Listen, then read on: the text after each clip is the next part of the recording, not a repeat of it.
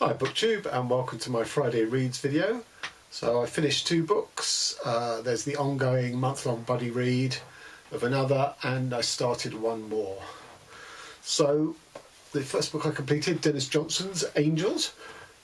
This is my 3rd Denis Johnson book after I read 2 last year in my introduction to him. And I think he's definitely up there with someone who in time I want to read most, if not all, of his oeuvre. Although I have to say, when I started this, the first third, I didn't think I was going to enjoy this book, because it's about 2 drifters, a man and a woman, who sort of hook up and drift away from each other and come back together, and they're pretty much loser characters. And I'm not a great, I think I've just read too many books now about self-abasement in characters to find it particularly interesting. But the second the second part of the novel just, took it out onto a whole new level. So in the beginning, all it had going for it was elements of really, really good writing. So for example, the woman is raped, and then there's this paragraph, and so they come back together after her rape. They started calling it the rape, and it came to stand for everything: for coming together while falling apart, for loving each other and hating everybody else, for moving at a breakneck speed while getting nowhere, for freezing in the streets and melting in the rooms of love. The rape was major and useless, like a knife stuck in the midst of things. They could hate it and arrange their picture of themselves around it. So I just thought that was sort of tremendous writing. But what happens in the second part of the book is that the woman ends up in a mental institution and the man ends up on death row. I won't sort of go into too much detail to spoil it. And Johnson's depictions of the mental state of both are utterly gripping, fascinating, ring authentic, particularly the death row one. I mean, writing about people who have sort of had mental breakdowns is kind of tough to pull off successfully. So Anna Burns is one of my favourite writers. She has sections in her novel called No Bones, where a character is in a sort of a mental institution, and they are the least convincing parts of the book. So it is quite hard to pull off, but he did it well enough. As I say, I don't know if it's authentic, but it was certainly gripping. And the death row section, was just superlative. On the outside the gas chamber on death row was an inscription which said, "Death is the mother of beauty," which is a line from a Wallace Stevens poem, and I was absolutely intrigued.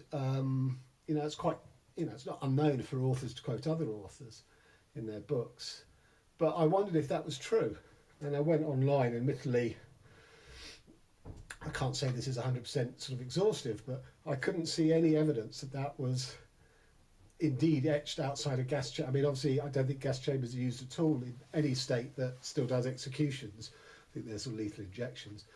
But I couldn't find any evidence that was indeed inscribed on a wall outside a gas chamber in some state penitentiary.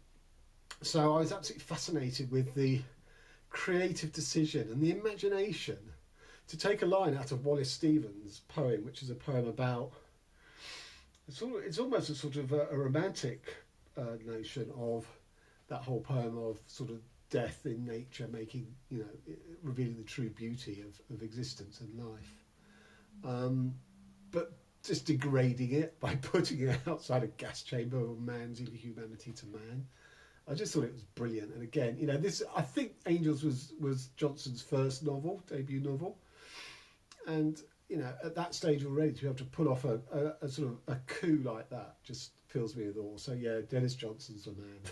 And there was a really interesting line in it where he stood sort of, all throughout the day with his hand, stood by his cell door, which is a grill, and his hands are sort of outside the grill, and they're sort of locked like that, sort of, locking him in against his own cell.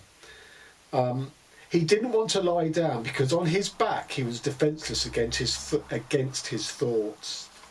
I thought that was, that's so insightful, not just about death row, but if you've ever had a bad night's sleep and you're an insomniac, sometimes because you're lying down, because you're sort of vulnerable, because your head may be sort of empty, that's the time that, you know, bad thoughts can come and assail you. And, you know, I am an insomniac, and I can relate to that, and I've never been on death row.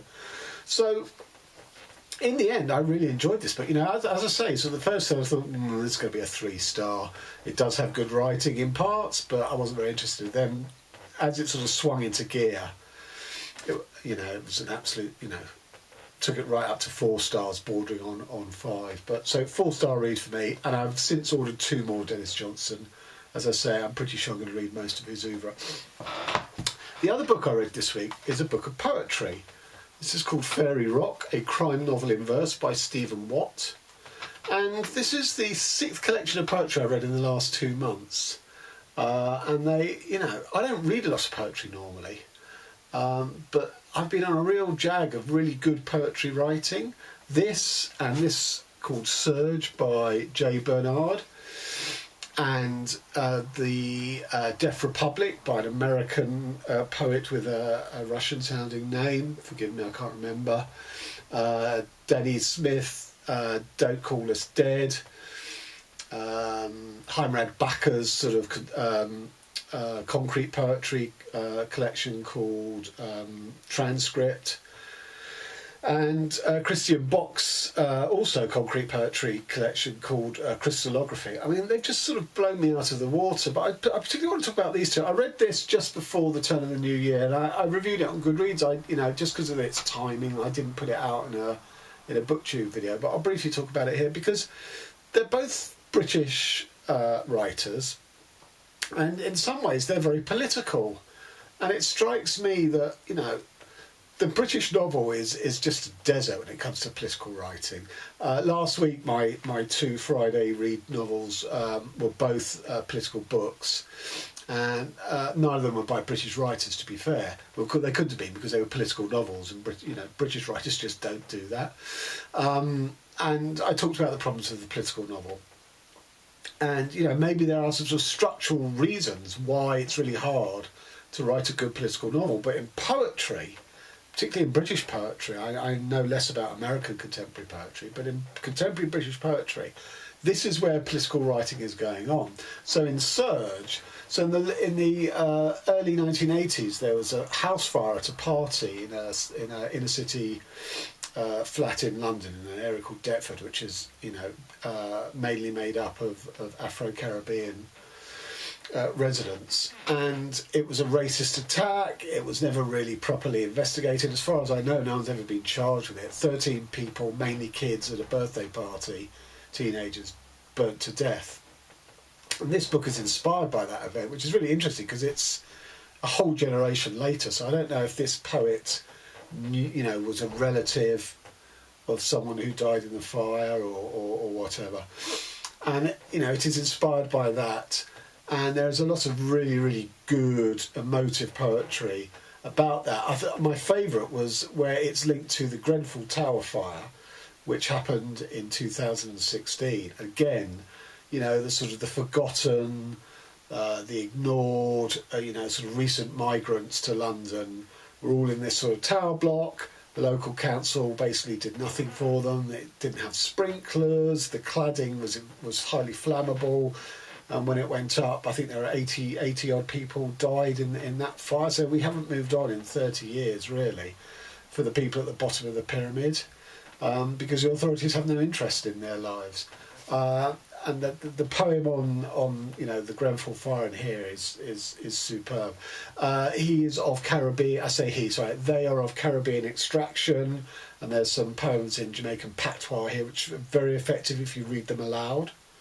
They really sort of, resonate and the rhythm comes through. So this was a really good, this is about race and class and sort of, the neglect of the government and the establishment. This is by a Scottish poet, Stephen Watt. It's not quite so directly political, but it is because, to my mind, everything is political. And this is linked characters who are presented as sort of children at school and as they grow up, and they are all sort of preyed upon and fall victim to joining gangs in the west of Scotland, mainly in Glasgow.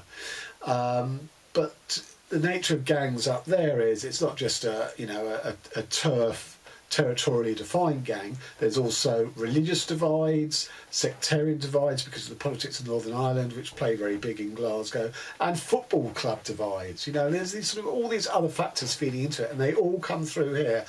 And the violence in here is utterly credible, and yet, very fresh, very original, not just because it's in verse, but done brilliantly because it's in verse. From the shocking opening poem, which I will not spoil, the violent act in that, all the way through. And, I just really, really enjoyed this. Everything, there's not one sort of wasted verse in here. It really builds up a picture of the sort of dark underside of the west of Scotland, of those who are at the bottom of the economic pyramid and are preyed upon by the criminal classes, who are also from that economic class. My favourite poem in here, which I will read, because no poem is longer than a page. It is like a novel in verse, although just before I read the poem, this proclaims it's a crime novel in verse, and the blurb says it's the first of its kind, which I don't think can be true, because Robin Robertson's The Long Take, published by Faber, got onto last year's 2 years ago now, Booker shortlist, and that was all in verse, and that was a noir crime thriller. So I don't think this can claim to be the first, but it is very, very good. So the poem I'm going to read is called Toxicology. I just need to look up in the index where it is, sorry. It's two girls who are both have overdosed, find themselves in hospital beds next to each other being treated for their overdose. Her eyes felt like solid gravestones, with her name engraved on the back of the lids. A drip attached itself to her arm, threaded by a red tube, running with the gift of life from someone undoubtedly better than her. Claire's mother was folded into a chair like crumpled decoupage, a get-well-soon card in human form, while outside the window morbid crows blinked their yellow beady eyes, multiplying a reaper's fog.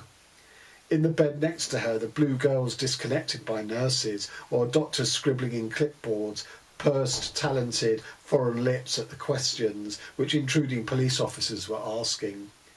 Just before the white curtain was drawn, Claire swore she could see the fog gravitate towards the blue girl, cupping vapoury fingers to catch her transit soul when it coasted out from her gaping mouth.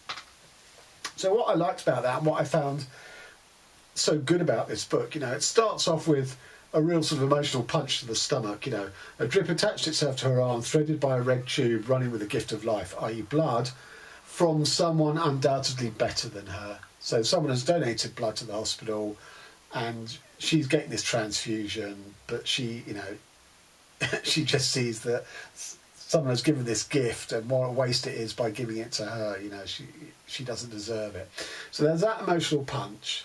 Then we get the sort of sociological picture of, just on the imagery, a get-well-soon card in human form, as her mother is sort of, folded into herself on the visitor's chair in the hospital ward.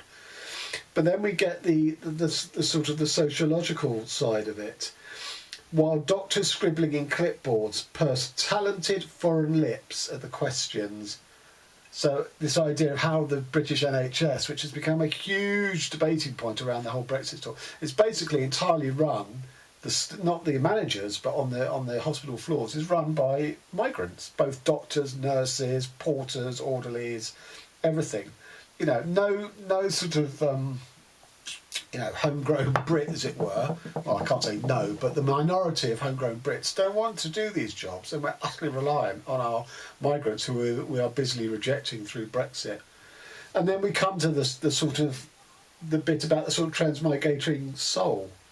So Claire swore she could see the fog gravitate towards the blue girl, cupping vapoury fingers to catch her transit soul when it coasts out of her gaping mouth. Ugh, brilliant. Really, really good. So I gave that 5. I gave that 4. And just very quickly, by way of finishing, what I'm currently reading. So I've started Melina by Ingeborg Bachmann, who's Austrian. This is my first book in reading German lit. the challenge that quite a lot of people are doing, started by Britta Bowler and Mel's Booklands Adventures. I'll post the link to my announcement video of what I'm doing for this, because it also contains link on that video to the 2 original announcements by Mel and Britta. I started with this because this is the one I bought it last year. This is the one I'm looking forward to most, and I'm about a third or just over a third of the way through it, and I am really enjoying it. Reminds me of Clarice Lispector, and as you know, she's one of my all-time favourite writers, so if it's in that same wheelhouse, if it goes on at that level, this is going to be great. I'm not going to be disappointed by this. And then the other book I'm reading is the month-long buddy read with Jason and Kelly, The Lake in the Woods, by Tim O'Brien, and we've completed week 2. By tomorrow, Saturday, we're supposed to have completed week 3, which will take us to about 2/3 of the way through the novel, and it's brilliant. It's so good. I mean, the buddy read is great as well, because we've all been inspired to just comment such a lot about it, but it's a wonderful, wonderful book. And as I've said before, with Tim O'Brien, I'd only ever known the things they carried, and for some reason I didn't realise he'd written other stuff. This is only the 2nd book of his I've read, or in the process of reading, and it just proves to me indelibly what a good writer Tim O'Brien is, what a smart writer, what an incisive writer he is. But I'll give a full review of that once the buddy read's over. Okay, so till next time, thanks very much.